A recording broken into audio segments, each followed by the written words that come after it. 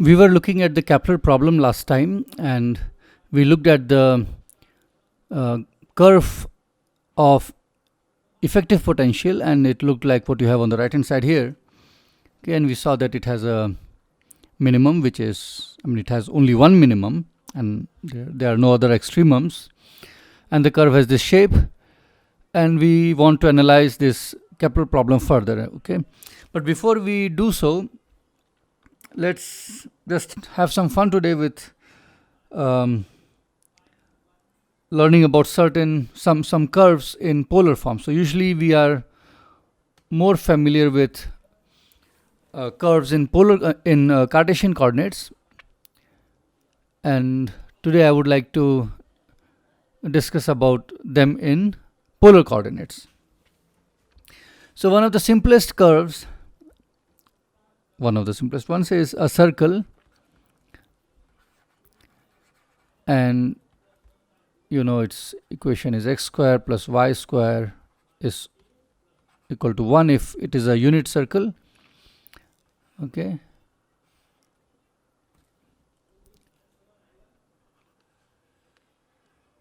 and it is centered at the origin. What does it look like in polar coordinates? The same equation, the same circle. In polar, it looks like r is equal to 1. Now I will shift this circle along the y-axis, meaning I will take its center to lie at y equal to 1. So I shift it so that you have this. So the center is shifted to 1. Okay. Now what is the equation of this circle? So let's look at what it looks like in Cartesian. It looks like x square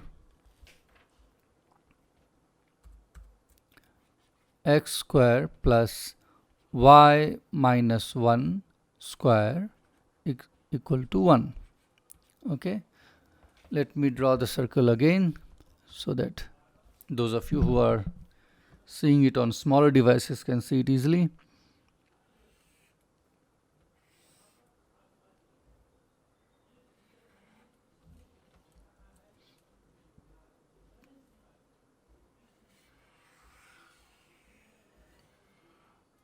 Okay, and this is your center of the circle, and this is the origin. So the circle is touching the origin, and we are measuring with respect to here. So let's say this is some point P on the circle, which has a radius r and makes an angle theta. Forget this. Okay, it makes an angle theta, and I want to know the equation of this circle in r and theta. So you put x is equal to r cos theta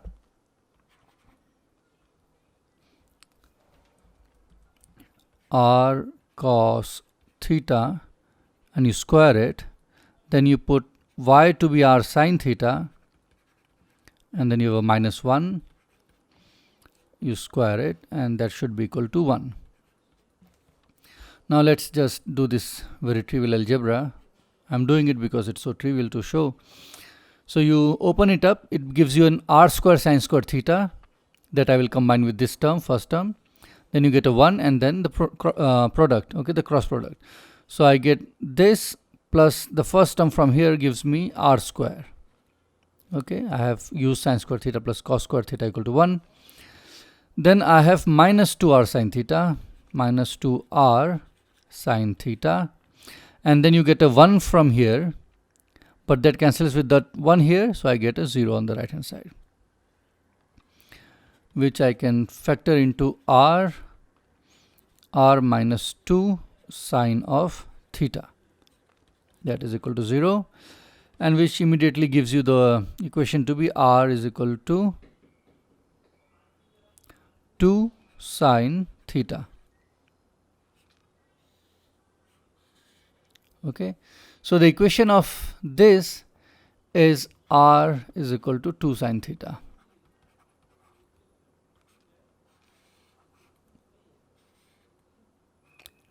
Okay, you can change the radius to something else. Let's say that if the radius was not 1 but was a, okay, then this will become r is equal to 2a sine theta. Okay, so that's what it looks like in polar coordinates. See, if you are given sine theta and you plot it in the Cartesian coordinates, you get the sinusoidal curve. But if you plot sine theta in polar coordinates, you get a circle. Okay. Now we will ask, let's ask what would the equation of the circle would be if you shifted the circle along the x-axis. Along the x-axis. If instead of this, you had, let's say, this thing. So if you have a unit circle which is just touching the coordinate axis, what will be the equation for this? And you should find out that this has a polar equation, r equal to 2a cos theta. Let's see whether it looks reasonable. So when theta is 0, I should get r to be here, which means 2a. Cos 0 is 1, so 2a. So looks good. Okay, please check that this is what you get for this circle. Now, next we would like to ask, what are the polar equations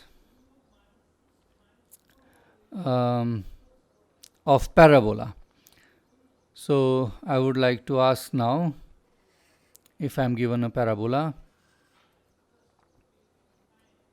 okay, what does it look like in polar coordinates? This or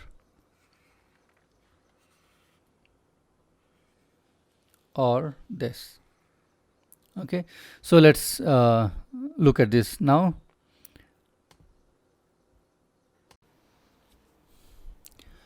Okay, before I move on to polar equations of parabola, I want to encourage you guys to use some programming language to do, for example, plotting and solving things.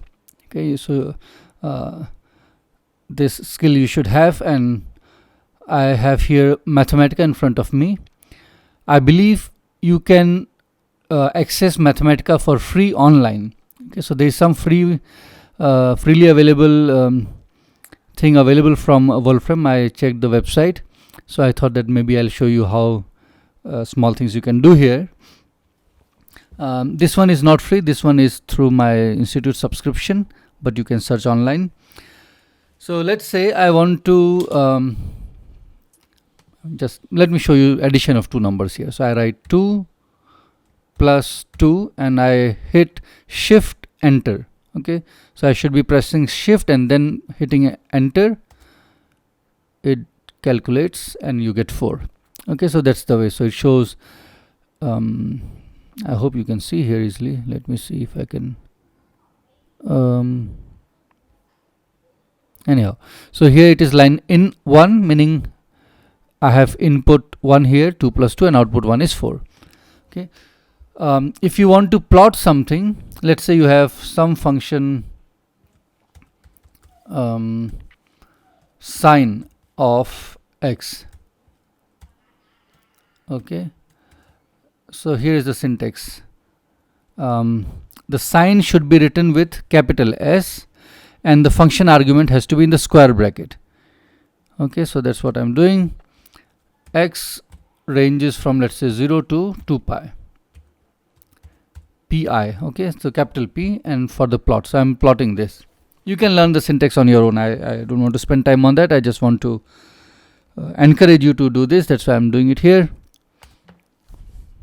So you get the sine function. Okay, that's the plot of sine function, which you know. Now let's do our polar plot.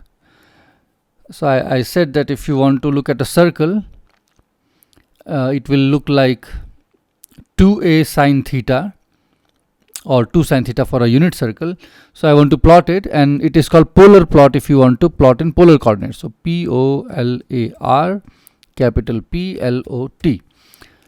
So I open and close the square brackets, and what do I want to plot? I want to plot sine of theta. Let me call theta as t, and the values of t should run from 0 to 2 pi. Okay, and let's see what I get when I do this. And you know what I should expect? I should expect a circle, right? Remember, sine theta is a circle in polar coordinates, and that's what you get.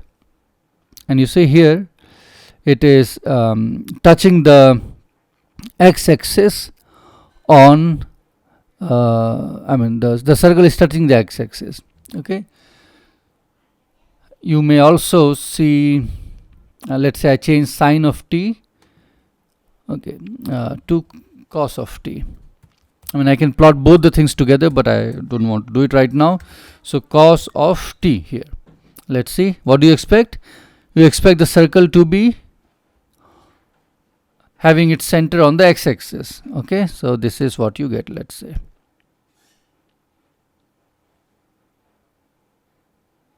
Nothing happened, and there has to be something. Yeah, mistake. So because I have written cos t here, it should have been cos. Let me again shift enter. Let's see. Perfect. Okay, so please learn one programming language which you can use to do all these analytic manipulations, and Mathematica is one of them. You can use anything, any programming language. I'm not going to base any of the questions on Mathematica. So if you don't learn this, no problem at all. But if you learn it, it will be very good for you. Okay, and given that it is free, as far as my understanding goes, it will be very good for you. Okay, good. So we'll continue with parabola, and also I will show you some plots in Mathematica for parabola after we have derived the equations. Let's recall what a parabola is. It's a set of points which are at equal distance from a given point which we call focus, and a given line which is called directrix. Okay, so let's say this is my y-axis, that's my x-axis, and I choose that given point to be, or the focus to be here, a distance a away from the origin. Okay, and I want my parabola to have its vertex here at the origin. Okay, so which means that if this point has to be equidistant from this point and the given line, then the directrix should also be a distance a away from the origin. So my directrix will be passing through this.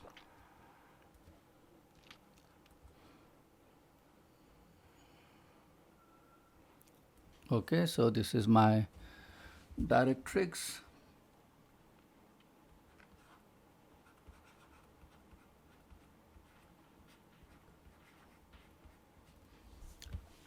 Okay, now yeah, so let's say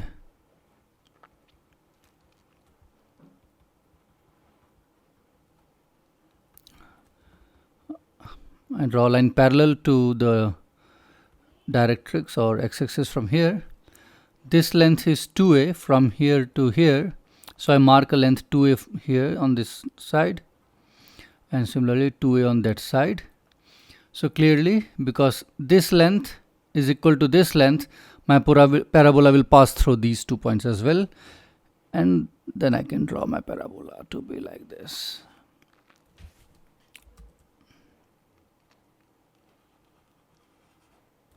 Okay, and here. So that's our parabola, and you know what the equation it has in Cartesian coordinates. It is x equal to 1 by 4a y square. Okay, this is y. Sorry, yes, correct. This is x. Okay, that is fine. All good. Yeah. Now let's find out what the equation looks like in polar coordinates. But before I do that, I want to shift the origin from here to the focus. So first I do shift the origin to the focal point, to the focus. Okay, so which means I start with this equation which I have here. X is equal to 1 over 4a y square, and shift my x-axis such that focus is the origin is here. So I should write x plus a whole square 1 upon 4a y square. So after shifting the origin to the focus, a mistake here. I get x plus a as 1 over 4a y square. Okay, so here in this equation I have just shifted the origin. So now let's substitute x equal to r cos theta and y equal to r sin theta in this equation, and I get r cos theta plus a is equal to 1 over 4a r square sin square theta, which I can write as 1 over 4a r square 1 minus cos square theta. Okay, good. So I take this term cos square theta on the left hand side and get r cos of theta plus 1 over 4a r square cos square theta plus a equal to 1 over 4a r square. Okay, and you will be able to solve it. It's a quadratic equation, and you can solve it for, just complete the square, and then you can write the following. So from this you will be able to show that r is equal to plus or minus of r cos of theta plus 2a. Okay, it's a trivial algebra that you have to do, and of course you get two possible solutions from here, which are the following. Maybe I should go to next page. So you get one solution as r is equal to minus 2a, remember a is positive, 1 plus cos of theta. That's one possibility. Another possibility is r is equal to 2a over 1 minus cos of theta. Okay, and you should try to plot these two curves and you will get the following. You already know what you will get because that's what you have constructed. So no, this one will correspond to this, which is what we started with. This is the origin. Okay, and this one also corresponds to the same thing. No surprise, because that is what you started with. Okay, so there are two, these two equations give the same parabola, okay, at the origin. I will encourage you to also check the following, that if instead of the above you choose r equal to 2a over 1 plus cos theta, then you get the following. You get a parabola like this, but this time it is opening up on the left hand side.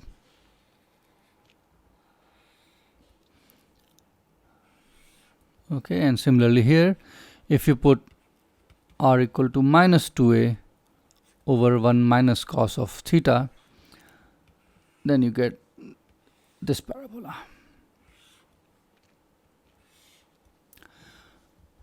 Okay, so Yeah, that's the equation of a parabola. So you have some number in the numerator which controls the, you see what this 2a is, look at the 2a here or here.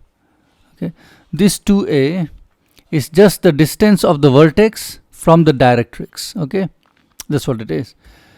And then you have 1 plus cos theta or 1 minus cos theta in the denominator.